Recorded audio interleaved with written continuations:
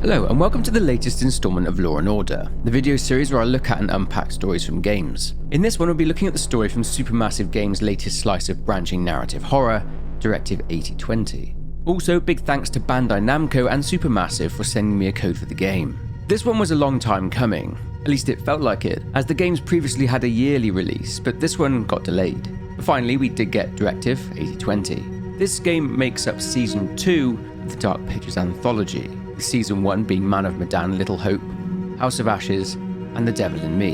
If you want to watch my Let's Play of this game, then a link to Part 1 is in the video description below, and if you haven't caught my videos on the previous 4 games and also Until Dawn, The Quarry, and the casting of Frank Stone, then they're down there too. The way this video will work is that I'll go over the plot and I'll unpack various elements of the deeper story and lore afterwards, so you can use the video chapters to navigate if you so wish. I'll also be basing the explanation of the plot on the everyone survives route as well, so my version of the plot may be a bit different to yours given the branching narrative that the Dark Pictures games weave. Anyway, I need to say that there will be spoilers in this video, but that's enough waffle. Let's now begin.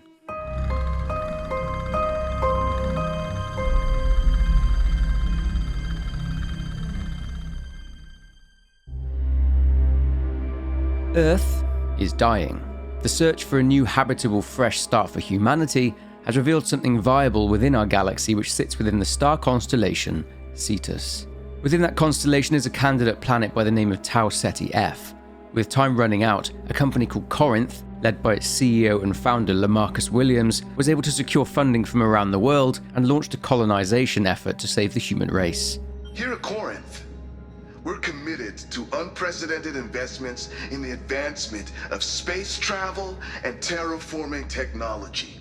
The Cassiopeia will be the first manned exoplanetary survey mission, with our ultimate goal being colony transfer. Thus, the starship Cassiopeia was made in only 3 months using 3D printing, along with its sister ship, the colony ship Andromeda.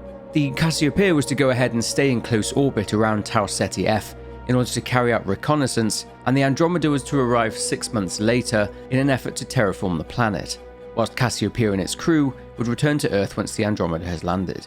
The Andromeda holds state-of-the-art terraforming equipment, so along with our settlers, it carries the means for them to thrive on our new home. The Cassiopeia is equipped with the same technology as a failsafe, so we're ready whatever happens. The mission is being led by Commander Nolan Stafford, who is one of the founders of Corinth's space program, and the other astronauts on the mission have been carefully selected and handpicked from around the world. The best of the best. One of which is his best friend Bill's daughter Brianna. Bill Young was a legendary astronaut himself, but died not so long ago, with Bill asking Nolan to look after Brianna, and he became a sort of father figure to her. Anyway, after training for months, they begin their 8-year round trip. The crew is placed into 4-year hypersleep, and they are monitored by 2 sleep technicians who would spend 4 years on the Cassiopeia with only each other for company. Only a few hours before the crew are scheduled to be woken up by the 2 sleep technicians, the Cassiopeia is shaken by something. A Canadian astronaut, Thomas Carter, along with his colleague, a British astronaut, Parry Sims, check out a monitor and see that there's been a hull breach on Deck 2. They debate whether or not they should consult the ship's AI, the Oracle. If they choose to speak with the Oracle, it says that a meteorite has penetrated the hull and has breached the maintenance facilities. The Oracle says that it cannot perform the necessary procedures needed to fix the breach, so Carter and Sims must handle this themselves. After leaving though, the Oracle ominously flashes a message on the screen stating, "Life form detected." Making their way through the medical complex, getting eyes on the breach and suiting up, they go out for a spacewalk. After watching a video message sent from Carter's family and having a heartfelt chat, they fix the hull breach and go to head back inside. Unfortunately, Sims isn't watching where she's stepping, and the pressure underneath the vessel exterior launches her out into space. After using the boosters on her suit, she's able to get back in control and approaches Carter. Now he can catch her, but if he fails to, she floats off into space with no hope of survival. This leads to Carter sitting alone and devastated. On the other hand, if he catches Sims, they get back to work in fixing the ship's systems. Depending on what happened out on deck, Carter can either hear a noise, or he loses contact with Sims. He goes to investigate and sees Sims stood in a doorway. Approaching her, she seems different. Even so much as potentially attacking Carter, but he has to run, either being caught and killed by her, or making it back to his room, where he is, well, still killed by her. As scheduled, the flight crew begin to wake from their 4-year hypersleep. After speaking with Stafford's second in command and the senior mission officer, a Dutch astronaut, Laura Isley, Brianna Young approaches Stafford, who is trying to get in touch with the two sleep technicians as they weren't there to welcome them when they woke up. Sims makes contact with Stafford eventually, telling him they're running systems diagnostics, but they weren't able to repair the engines on Cassiopeia, which is a problem as the ship's orbital window to orbit the planet is 1 hour away. Sims is still being incredibly creepy, and she places a vent cover whilst the flight crew say hello to their final member, Noah Mitchell. Stafford tasks Young and Isley to carry out engine checks, whilst he goes with Mitchell to reboot the CO2 scrubbers. They chat about this being Stafford's final mission, and they also speak about a member of the science crew, Zoe Anders, who was a last-minute replacement for the previous science officer by the name of McNamara, who died in tragic circumstances shortly before the mission. Mitchell asks Stafford if he trusts her, to which he responds that he trusts both his crew and the Corinth recruitment process. Meanwhile, Young and Isley reach the reactor room, bringing it up to full power by diverting power from either the landing control system or the fire control system. With the reactor powered up and in hydroponics, Isley points out that a tree there, a hawthorn tree, reduces the load on the Cassiopeia's oxygen scrubbers. Isley also, as it happens, designed the entire ship. She wants to know why the sleep technicians thought repairs to the ship were more important than waking up the flight crew, especially so close to the orbital window. She'd like to check Sims and Carter's service logs so Stafford can either approve or deny this request. What they don't know though is that something is growing on the ship. Isley checks the logs regardless of what Stafford told her, and she notices a lot of strange behaviour from Sims. Stafford startles her, but she informs him of what she'd found, saying it's odd behaviour, to which Stafford says that it could be a systems glitch. Anyway, they need to crack on with the mission, so they head to the bridge to carry out what's called the booster ring detachment. The booster ring is not designed for close orbit, so they need to release it into a safer orbit around the planet's atmosphere. After this, Isley heads over to the crew quarters to investigate more about just what Carter and Sims were up to. She spots Sims, who is heading somewhere, so she follows her over to the fuel junction. Witnessing her messing around with a terminal, Isley reverses whatever she powered down and goes to confront her. Sims then locks her in the junction with Isley's pleas or threats making no difference. Sims then opens up the airlock in an attempt to kill Isley, with her having to escape into a vent whilst the flight crew seal the airlock back up. A little further on, Isley is horrified to find the mangled body of Carter, who Sims had shoved into a vent. With them having moved Carter's mangled body to one of the sleep pods, they examine it and find multiple injuries along with the fact that his utility strap is gone. Young says they need to have an autopsy carried out on Carter, so she suggests that they wake up their medical officer Samantha Cooper, who is still in cryosleep. Unfortunately, there's no time for that due to the orbital window. They suggest whether Sims had suffered space psychosis as a result of being isolated in space for too long, but Isley is of the opinion that space psychosis is just a myth. They all then head over to the cockpit, but the growth is spreading and has now corrupted the flight control systems. They enter the marker, but due to the growth having damaged the flight controls, they are unable to disengage the burn, and their orbital velocity has now changed, meaning that they will hit Tau Ceti F if they can't get things under control. They need to get the landing controls online so Stafford can either sit there and do nothing, or he can get out of his seat at great risk to his own life and reset it. Let's say for the sake of story he makes it back to his seat. The ship then crash lands onto Tau Ceti F, but everyone survives. 30 minutes later, the rest of the crew wake to warning signs and system failures. This includes the aforementioned medical officer Cooper, science officer Anders, and the technical engineer Joseph Cernan. They also wake up Corinth's CEO Lamarcus Williams, who is also with them on the mission. Only his body isn't coping well with the rigors of space and hypersleep, and he needs some quick medical intervention from Cooper. After Cooper and Cernan go to get the pod room doors open, they speak with Isley, who brings them up to speed on everything that has changed. Safe to say Williams isn't very happy about the failures of the mission so far, especially after the billions he'd poured into it. Anyway, angry billionaires aside, the concern is that they don't have enough fuel for landing and taking off, as that was never the plan. They also learn about Sims' psychotic break, that she'd contributed to the crash, and that Carter had been murdered by her. They agree that they need to go and find Sims before she can do more damage. Getting to the crew deck, they split up, with Cooper and Anders heading through the mess hall.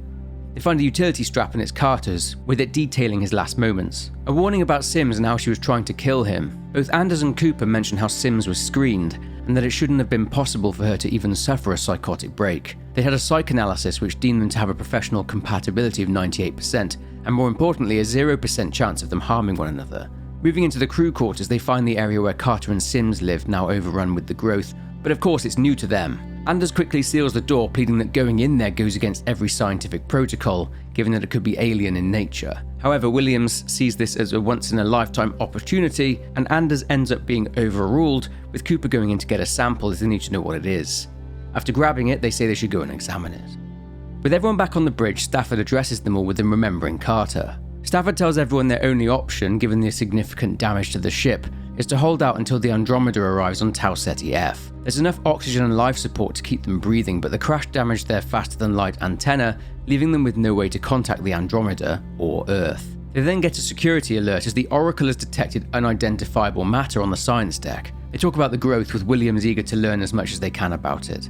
A theory that Anders has is that whatever this life form is has come on board via the meteorite that struck the Cassiopeia.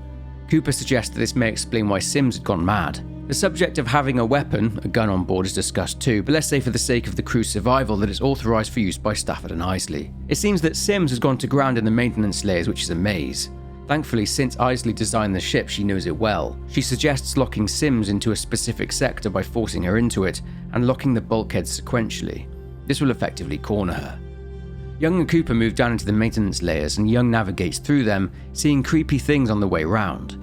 But she also finds something that she wasn't expecting, and that is the long dead body of Sims, only she's been dead for days. Meaning that the person who is walking around and sabotaging the ship's systems is maybe a stowaway. Of course, if Sims floated off into space, then her body won't be here. With the individual cornered, Young is attacked by them and falls over the edge and into the engine room. Sneaking round the individual and extending a bridge, she's attacked again but is saved by Cooper, who shoots the individual, with them falling down into the depths. They then spot the meteorite, and the growths throughout the ship are coming from it. Back on the bridge again, they assess the meteorite and it's lodged in the reactor. Anders states that the meteorite is organic, a living substance which is toxic and rapidly replicating. Anders says she has sealed it off so it can't spread further around the Cassiopeia. Williams wants them to work out how to transport a sample of this organism back home to Earth, to which Anders shows her disbelief, saying it could wipe out the human race. Williams pulls rank again, saying it's his company and therefore his directive. Their next priority, however, needs to be to fix the transmitter so they can contact Earth in order to let people know what's happening there on Tau Ceti F. So while the team does that, Anders and Cooper head over to the science labs to analyse the sample they took earlier. A few hours later, Cernan has been having trouble fixing the transmitter but says it should be done. Williams is there with them playing ball. However, Williams is also there with Cooper and Anders. He looks at the sample and looks very captivated by it. Anders explains that the organism's cellular structure is constantly changing and growing. Anders then calls Isley up to see it. Having a private chat with Cooper, Anders wants her to get a sedative for her from the cabinet. She wants to conduct an experiment. Grabbing the sedative and taking it back to Anders, she wonders if Williams knows more about this organism than he's letting on. That maybe this whole mission is just an experiment to expose them all to it. She tells Cooper that she dug into Williams' personal data drive, and she found some pretty juicy stuff. He has his own heavily encrypted file stack within the Oracle, and he's been updating it since he woke up from hypersleep, talking to someone back on Earth on a line that's hidden from everyone else. Even Stafford and Isley. Anders thinks that he's hiding something and putting them in danger.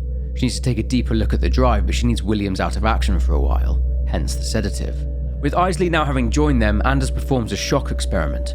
Shocking one of the samples affects the other, like they're connected as one.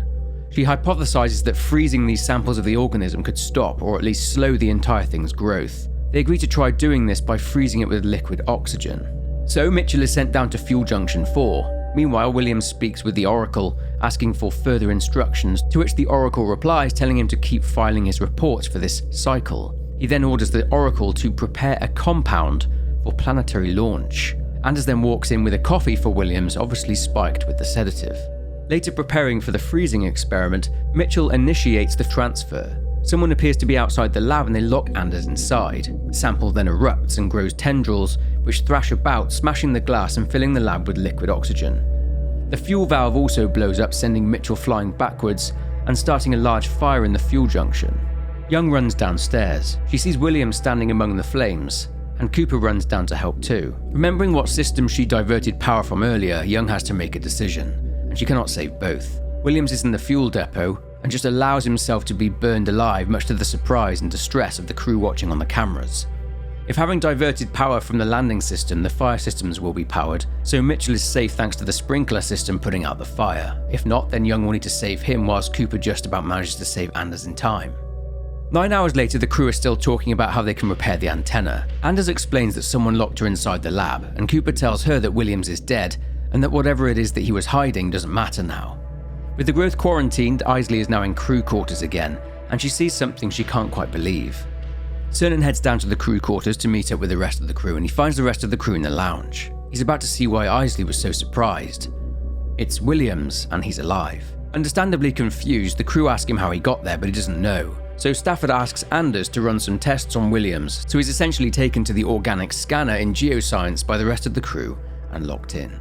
In the meantime, whilst the scanner is booting up, the Oracle alerts the crew to damage within the hydroponics system, so Isley checks it out on the cameras. They see people there, but one of them disables the cameras. Stafford says that he will go and sort it, and either Isley or Cernan go with him, and Isley gives him the gun. They go down and take a look in hydroponics through the window.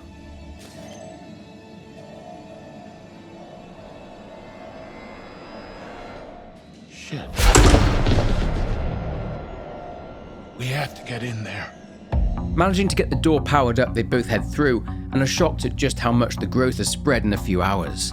Stafford is shocked to come face to face with himself. He tries to shoot this imposter, but misses. Stafford and Isley are attacked by the imposters, with Isley falling down to the floor below. Isley's imposter transforms into a grotesque mass of whatever this thing is, and is now hunting her. She manages to evade whilst hearing Stafford on the level above, fighting his own imposter. She finds a ladder, and being saved by Stafford, they're able to leave hydroponics. They run back to geoscience, telling everyone that this is not Williams, that the organism is able to manipulate its physical appearance.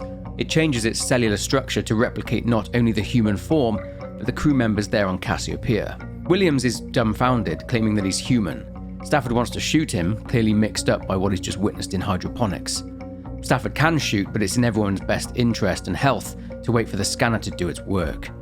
Thankfully for Williams, it seems he is the real Williams, with the scanner also picking up that he has diazepam sedative in his system. With Williams released, he's furious and demanding to know who drugged him.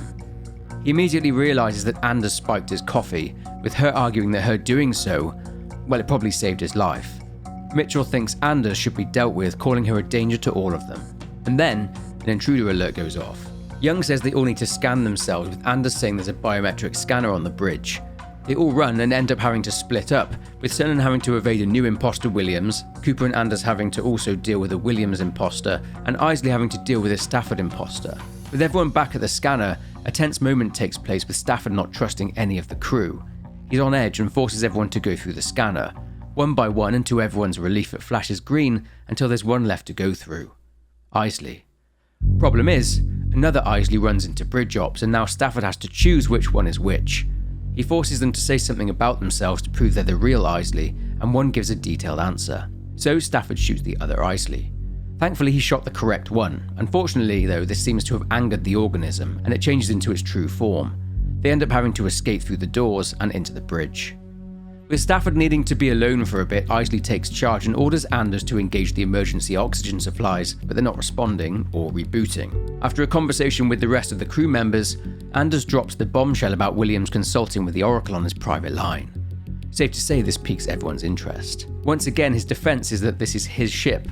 Mitchell decides to get involved, wanting to know why Anders was poking around, and accuses her of being a spy for Corinth's rival company by the name of Spearing. Cernan can't think of a reason why the organism would want to copy them though.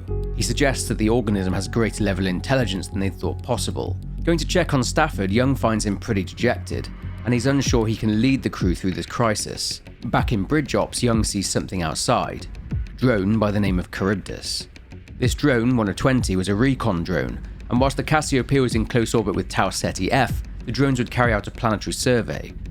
That information would be collected by the Cassiopeia and sent to the Andromeda for their terraforming operations.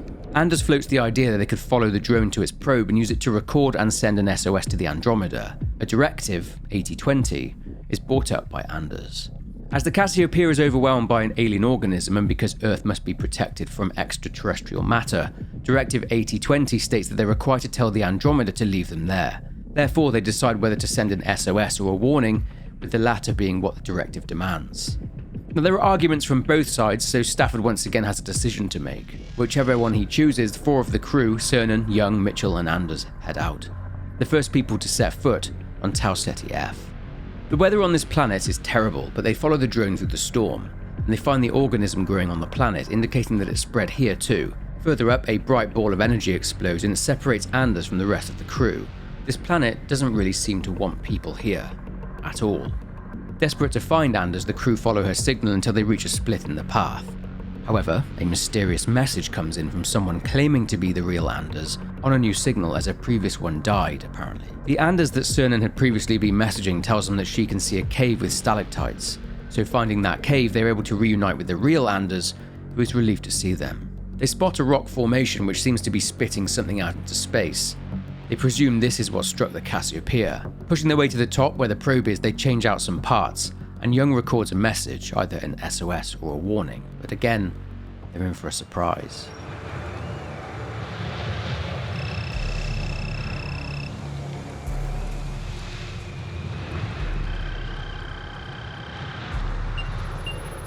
What is this? I know what you've done to us. You're a bunch of sick motherfuckers.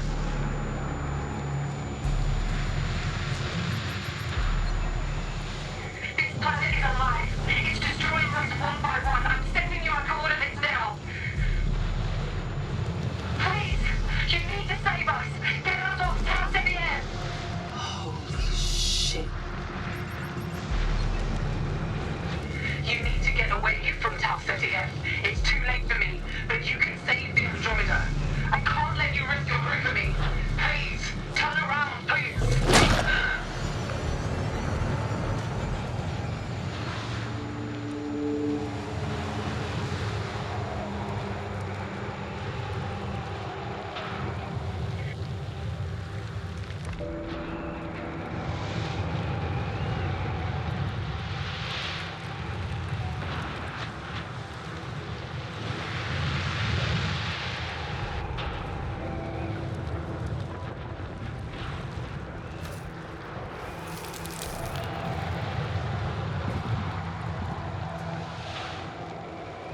Oh my god.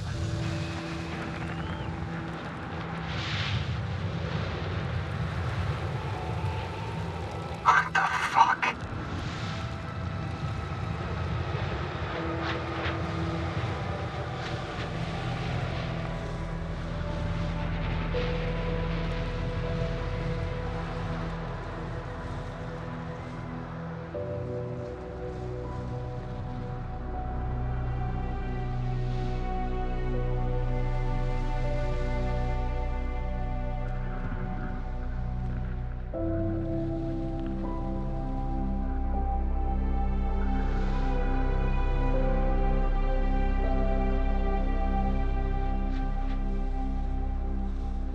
It doesn't make sense. Those ships, they're all ours. How is that possible? We were the first here. Then who did this? Corinth? They did send ships before us. What do you mean? They sent us.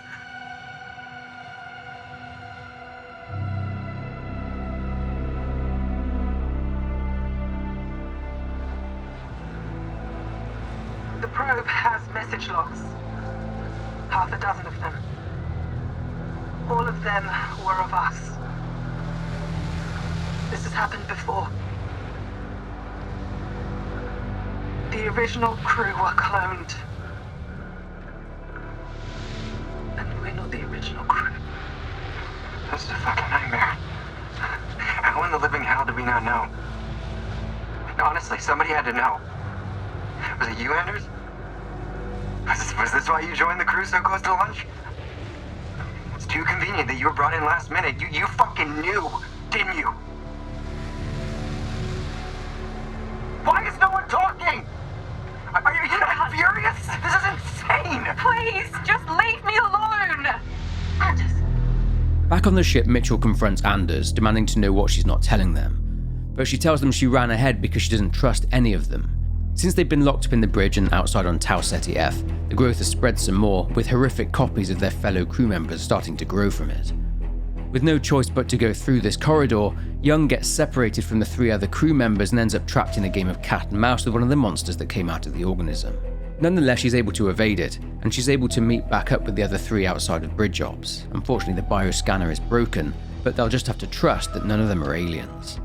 The Oracle then addresses Young directly, telling her they've received a message from Earth. To her surprise, it's her, the original her. She says the government knows what is on Tau Ceti F, and have done ever since Charybdis sent its first report, keeping knowledge of the lifeform one big secret. The government then told Corinth to carry on. She reveals there is no Andromeda. Behind this Cassiopeia is another one, and another one, 6 months behind that one. The government want to fully understand this organism. Williams then pipes up, revealing that he's a clone of the real Lamarcus Williams, but that he's known about everything from the start, hence his private line and reporting back to Earth. This whole mission was Lamarcus Williams' idea. Having learned all they have now and harboring some serious resentment towards their original selves for what they did, the Oracle tells them that if they wish, the AI can assist with safe cell termination, basically killing them, painlessly. The Oracle states that escape from the cycle is impossible, and it was designed to be that way. It takes some time to process it all, and then Young sees something in the sky which is a bright light. Mitchell says it's the Brewster ring, and Young suggests they try and get to it, as it has air and lots of supplies. She suggests the SEV, the Science Excursion Vehicle. Having pitched it to the rest of the crew, they all go for it. Apart from Williams though, who tells them they're wasting their time, calling them tools for a purpose. They can either leave Williams there or force him onto the shuttle with them. And they find it needs to be refueled and needs a manual override, which of course means going back into Alien Town. So Stafford and Isley use the elevators. Halfway there though, they discover that the elevator shaft is blocked. Stafford and Isley navigate the infested area, avoiding the monsters, and they're able to purge the elevator shaft. Getting over to the fuel junction, they redirect the fuel but are chased by a freaking Shoggoth. A tense run back to the SEV sees them pass through the reactor room and they overload it, as this will hopefully destroy both the huge monstrosity chasing them as well as the organism itself. After more shenanigans, they're able to make it back to the hangar. Mitchell really did leave to go down to help them, and he's now outside the door begging to be let inside. Cooper has to make a decision, and quickly, and taking a gamble, she lets him in. They all board the shuttle and go to take off, but it's grabbed by the monster. Some very quick thinking from Cooper sees her throw an oxygen canister into the monster's mouth, and she is able to blow it up, causing the creature to release the shuttle. They then take off as the Cassiopeia's reactor goes boom. Leaving Tau Ceti F, they manage to dock onto the booster ring, where they will sit until they run out of supplies or oxygen. About 3 months later, the next cycle, or the next Cassiopeia's clone crew awakens, this time greeted by the sleep technicians, and they're all ready for their own disaster. Depending on whether or not our crew sent a distress call, the Cassiopeia will now receive it. In the final ending scene, back on Earth, Brianna Young, the original one, is shown to be in handcuffs. It seems that her whistle-blowing message to the clone crew of the Cassiopeia didn't go down too well with both Corinth and the government. Depending on conversations throughout the story, Isley's nature will be determined in this ending. If she's more of a scientist, then she will keep sending ships and clones to Tau Ceti F to die in the name of scientific advancement. If she's more humanitarian, then she will choose to end the cloning program on moral grounds. The game then ends. Okay, so we have a lot to cover here in terms of extra bits of lore and the wider storyline, but let's begin by looking at the state of the Earth. So it's not known how it happened, but yeah, Earth is dying. Thus began the race to try and find a planet that passed the Goldilocks test, which essentially determines how habitable a planet is and if it can sustain human life on it. Now there was a company, a rival of Corinth called Spearing, who wanted to try and save the planet rather than just abandon it and look for a new home. There were also people who opposed this too, being called pro-Earthers, and they were vehemently against what Corinth were doing. Also, according to this letter, there were also curfews in place. To top it all off, Earth was experiencing a food crisis, so a company, Imito Labs, created a rapid organic growth module called Nutrimito, and it would make food not only more accessible, but also more sustainable, with it being able to produce healthy animals from a single DNA strand. They'd support Corinth's space program as a food of the future. This company ended up being acquired by Corinth in 2051, but that's something we'll get a bit further into shortly. By the looks of things, a few years earlier, Corinth had tried to terraform and colonize Mars, with best friends Bill Young and Nolan Stafford going there. Bill died, but it's not really known how, or whether it was connected to this mission. But anyway, Mars was deemed ruined, so a new planet was needed. As mentioned earlier, the Goldilocks criteria was able to identify a suitable planet within the Cetus constellation, and it was subsequently made a candidate for terraforming and colonization, with the plan being to migrate all of humanity onto the planet over time.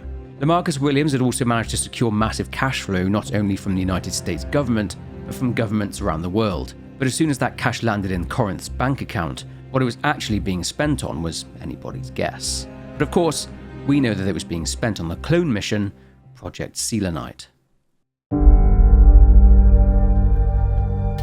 Okay, so back to that organic growth model from Imito Labs. Well, as mentioned in the year 2051, Imito Labs was acquired by Corinth. They were interested in the technology created by this company, and because the technology was patented, they bought the company. Anyway, they wanted it because they wanted to clone human beings.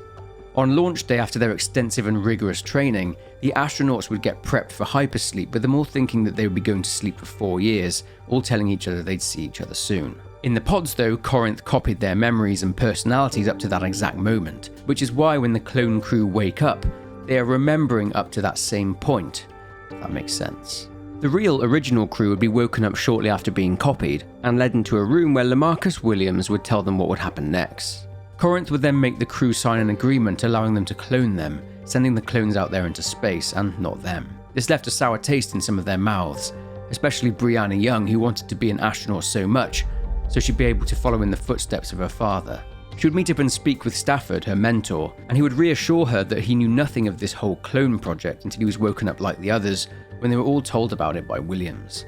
They also had mementos from the astronauts' families and things that reminded them of home in order to mentally reinforce the memories of the clones. This had proven in various cycles to have improved performance when tapping into emotional motivation levels. The original Lamarcus Williams was the one giving orders to his clone self, who remember was completely aware of what the real purpose of the mission was.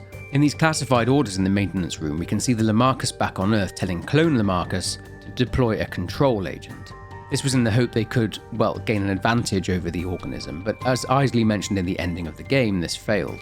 Speaking of Isley, we can find a book of poetry with a written message in the front from one of her loved ones. It stated that something was troubling her prior to the mission.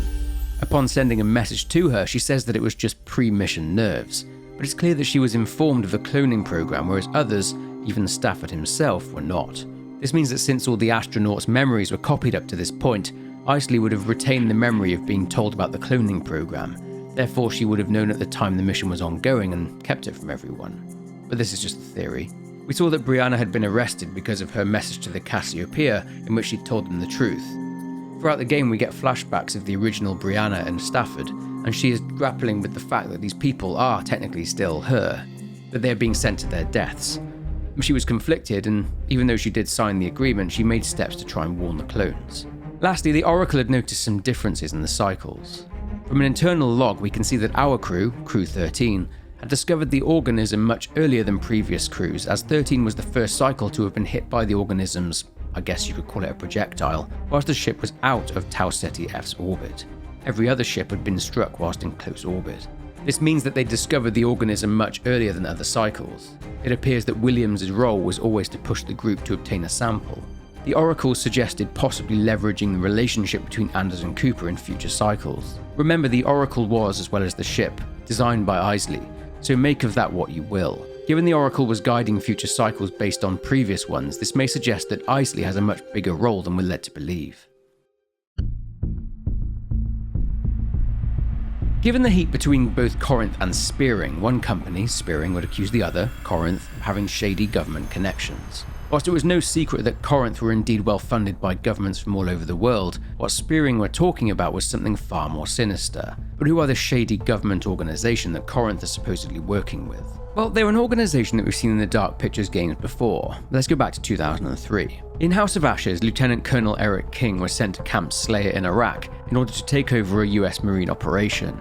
A US satellite program named Kalis had picked up a possible location of WMDs in the Zagros Mountains. The top-secret US government organisation that had arranged for Eric to be sent there was very likely one by the name of AEGIS. Sometime before 2003, a whistleblower had leaked top-secret files regarding the Kalis program onto the internet, and plastered all over these leaks was the logo and name of AEGIS. They had become aware of something of great value to them: a number of missing persons cases, strange skeletal remains, along with many sightings of alien creatures had occurred in the Zagros Mountains way back as early as the 1960s, along with video footage featuring strange clicking sounds.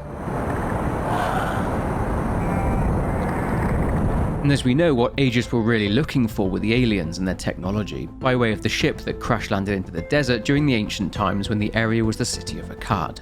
This alien ship also carried on it the alien race of creatures that were vampiric in nature. AEGIS wanted both the specimens and the space tech that was there, which links into another point from this story.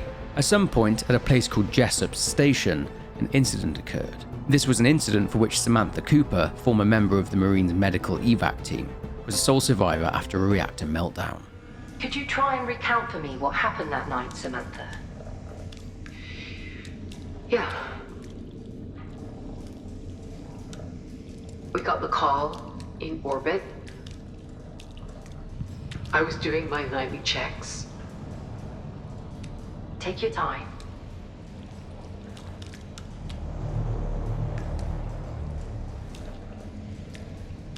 There were 1,200 people on that station. And the fire, it was spreading too fast to control. The lifeboats could only carry half the crew, but we figured if we moved fast, we could do a second trip. We were told to head to the hangar. I led the charge. When I got there, I was told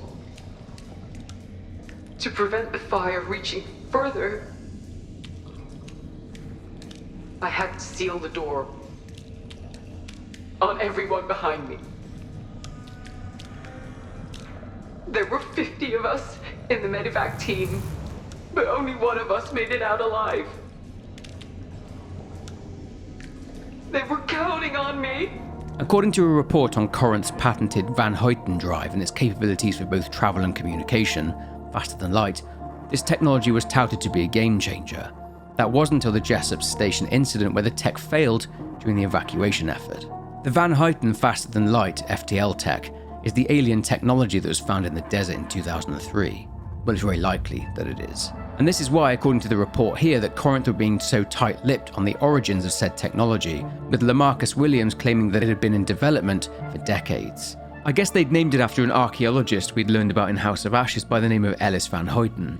Van Hoyten had actually sabotaged his team's dynamite. They had wanted to destroy the creatures, as his wish was for humanity to learn about these creatures. This was probably AEGIS' goal. Hell, maybe Van Hoyten even worked for AEGIS.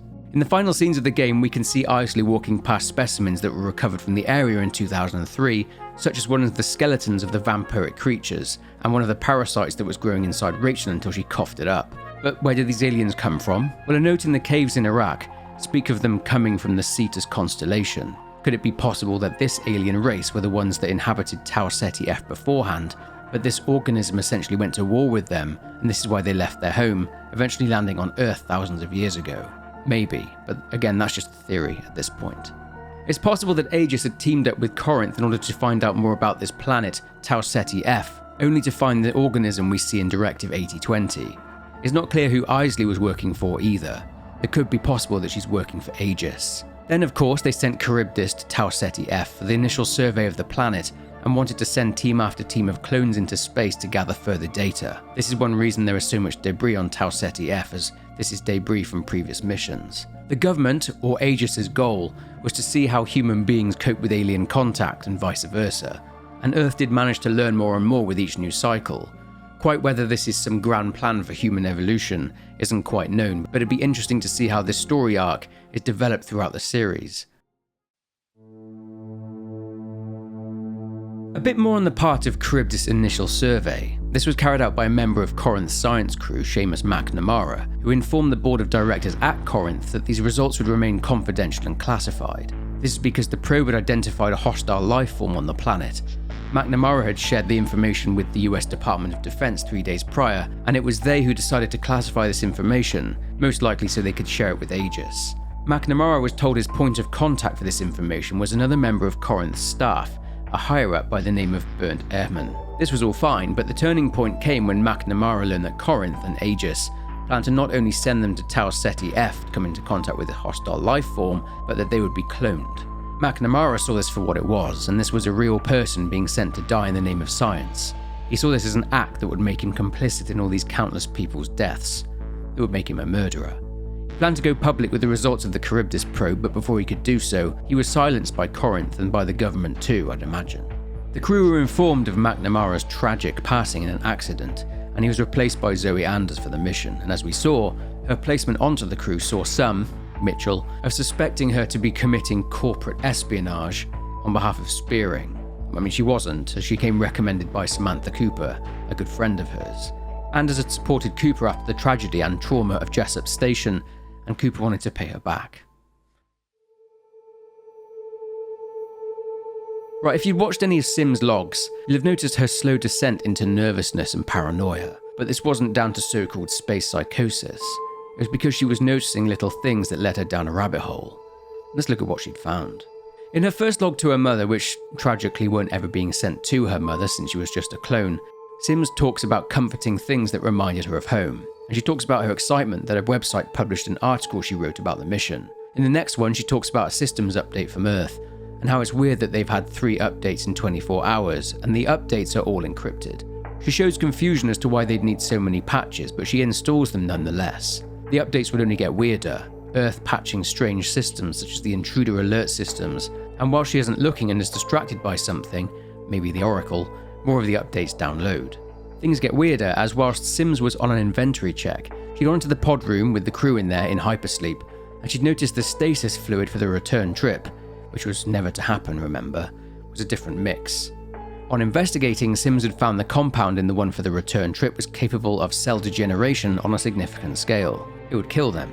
This was Corinth's failsafe, if you like, to ensure the clones were never able to get back to Earth. She'd attempted to inform Mission Control of this finding, but they reminded her to keep from straying outside of her normal scope of work. Next, since they were close to Cetus, Sims figured she would check in on the sleep crew on the Andromeda. 2 hours later, which Sims thought was a pretty long time, she'd gotten a reply. Great to hear your voice, Cassiopeia. How you doing out there, breaking records? So, neat idea, but we'll have to pass on that remote chess game. Earth wants us to keep this frequency clear. Okay, you'll also win. Got to admit that factors into our decision too. Anyhow, be good, be patient, be kind to each other. Still a ways to go. Now, of course, this is strange because there is no Andromeda. This is a reply from Earth, which is why it took 2 hours for the reply to reach the Cassiopeia. Sim's 6th log sees her talking about trying to get a report on Charybdis to prepare for orbit, but as mentioned earlier from McNamara's report, it was all classified. She then borrowed the utility strap that belonged to Lamarcus Williams.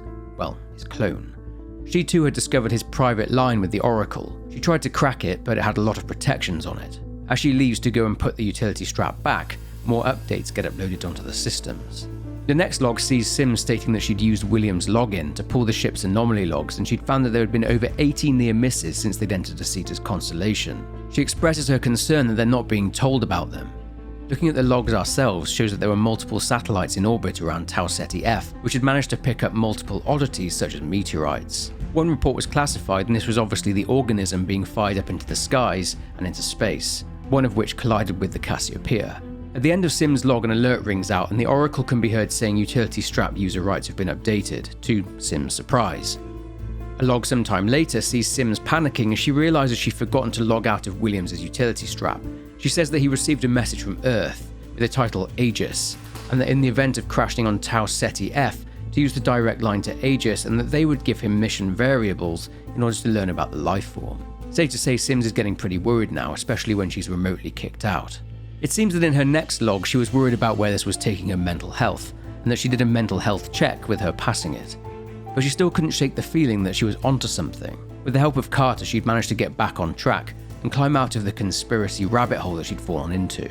I mean, she was right, and Corinth had made her think that she was going crazy.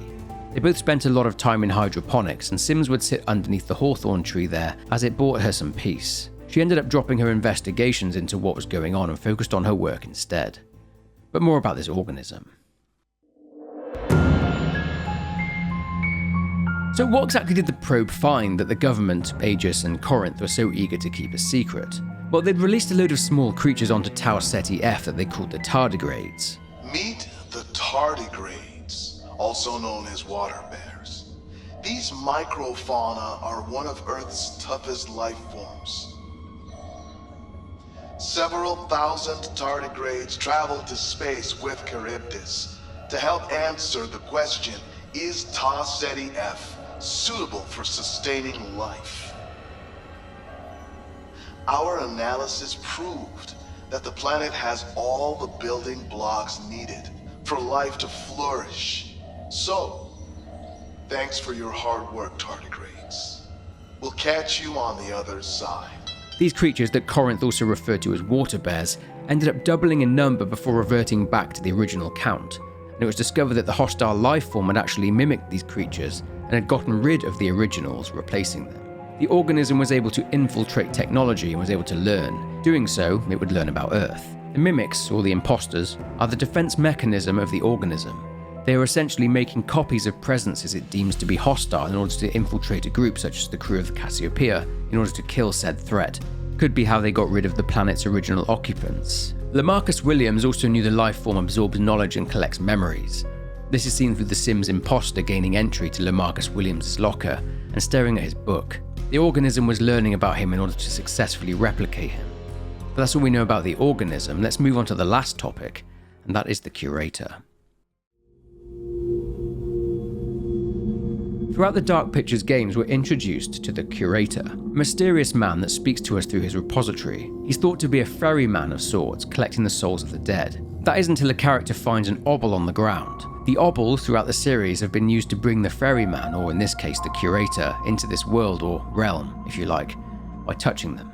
An obol is an ancient Greek silver coin that was used to pay Charon to ferry the dead across the river Styx. Anyway, when visiting areas on the ship, you can find logs from the crew that speak about what they've been seeing in their dreams.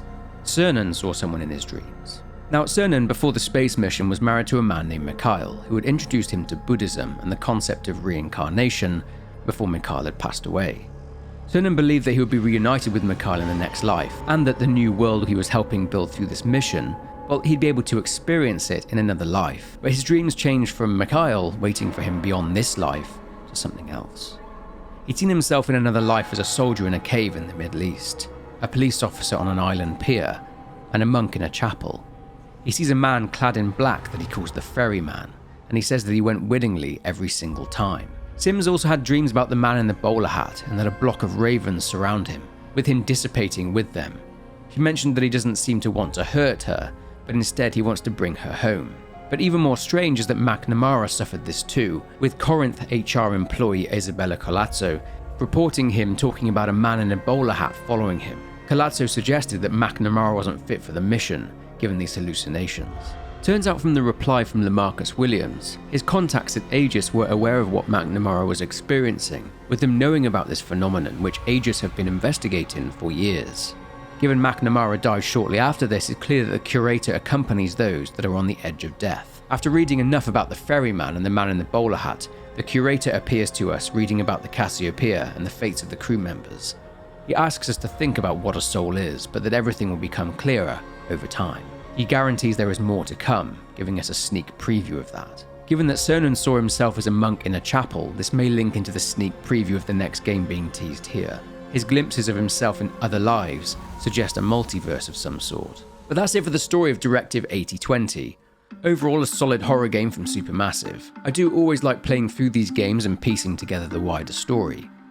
I'll admit I did miss the premonition system, which warned you about future events in the game, and also the curator giving you feedback on the decisions you're making, and his providing you with clues and pointers as to what may come to pass. But yeah, anyway, that's going to be it for this video. If you enjoyed this one, then please leave a like and subscribe to the channel if you aren't already. Comment below with your thoughts, but for now, take care, and I'll see you in the next one.